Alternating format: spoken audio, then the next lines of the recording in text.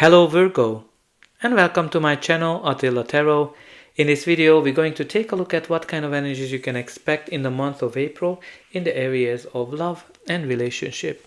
As usual, this is a general reading, so please take whatever resonates and leave the rest behind. We're going to start with your oracle card, and the card that has a message for you today is number 20. Imagine. So this is a card of imagination and turning imagination into manifestation.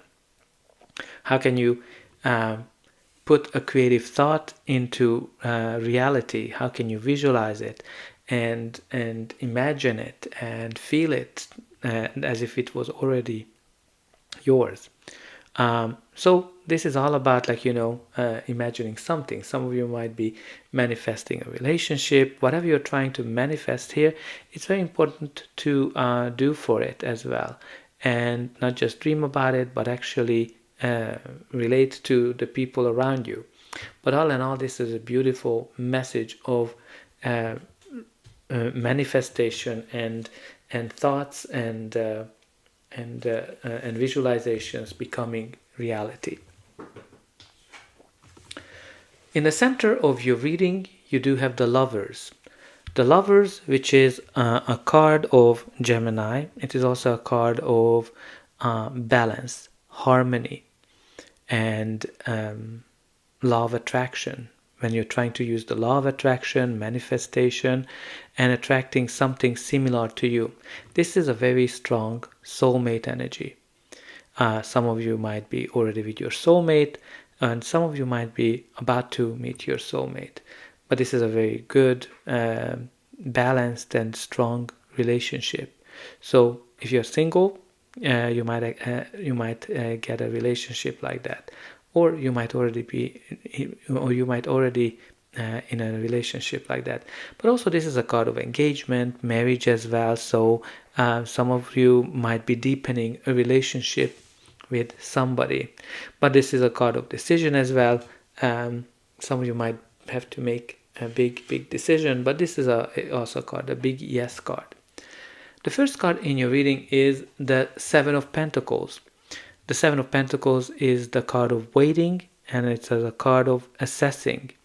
When you put a lot of effort into something and you're kind of wondering if your manifestation will come to realization or not.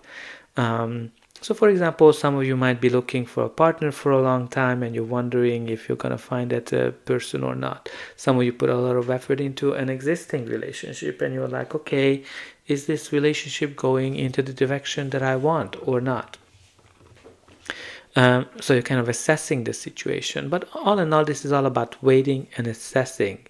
And something that might be progressing very slow as well for you. You want to speed it up. But this is also connected to manifestation, when you're able to see the first signs that whatever you're trying to manifest, whatever you're trying to imagine, is coming to life. The next card of your reading is the Three of Swords, which is a card of heartbreak, sadness, and disappointment as well.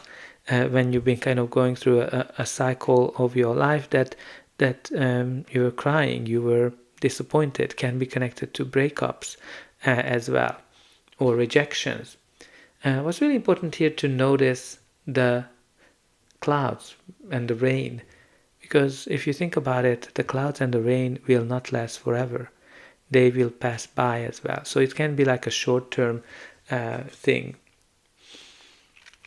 But also, you have here the Eight of Wands, which is a card of progress. Not any kind of progress, positive progress, forward, good news, update as well, messages. When things are in alignment, things are evolving fast. So it's a very fast-moving card. It's very interesting to see the difference between the Seven of Pentacles and the Eight of Swords, the Eight of Wands here, indicating that, maybe after a period of long waiting, you're gonna get an update, you're gonna get some kind of a news. But this is also a card of Cupid arrows. So, for example, it can be that somebody might be stepping into your life and this person's gonna sweep you off of your feet and the feelings are rushing, the feelings are coming to you very, very fast, but also can be connected to a trip. But anyway, the next card of your reading is the Five of Cups, which is kind of goes back to the sadness and crying over spilled milk, something that went bad, something that was disappointing you, and you're kind of still not over it. But this card is telling you that not everything has been lost. There are new opportunities, new people, new things that come into your life that will make you happier than what you've lost. So definitely some of you might have gone through some very tough breakup here with the Three of Swords and the Five of Cups.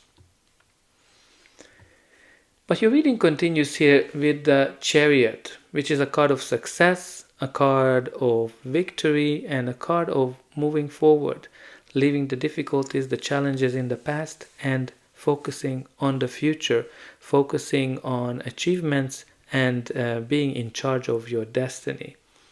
So some of you might be feeling victorious or achieving something in terms of relationship, or a relationship might be progressing forward as well, or you're just leaving the difficulties, the challenges in the past. Now this is also a travel card, so you have two travel cards here. Some of you might be just going on a trip.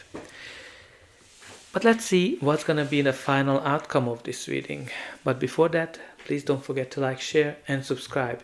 That's an indication that the reading helped you, and you can also help me to grow this channel to make sure that the message gets out to those who need it the most. For you, it is only costing a push of a button. So I hope that you already pushed those like and subscribe buttons.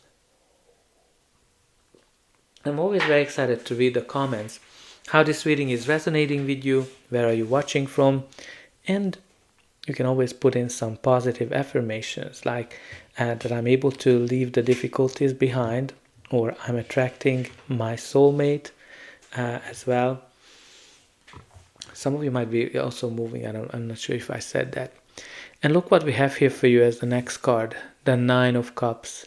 The Nine of Cups, which is a card of joy, celebration, happiness, and wish fulfillment.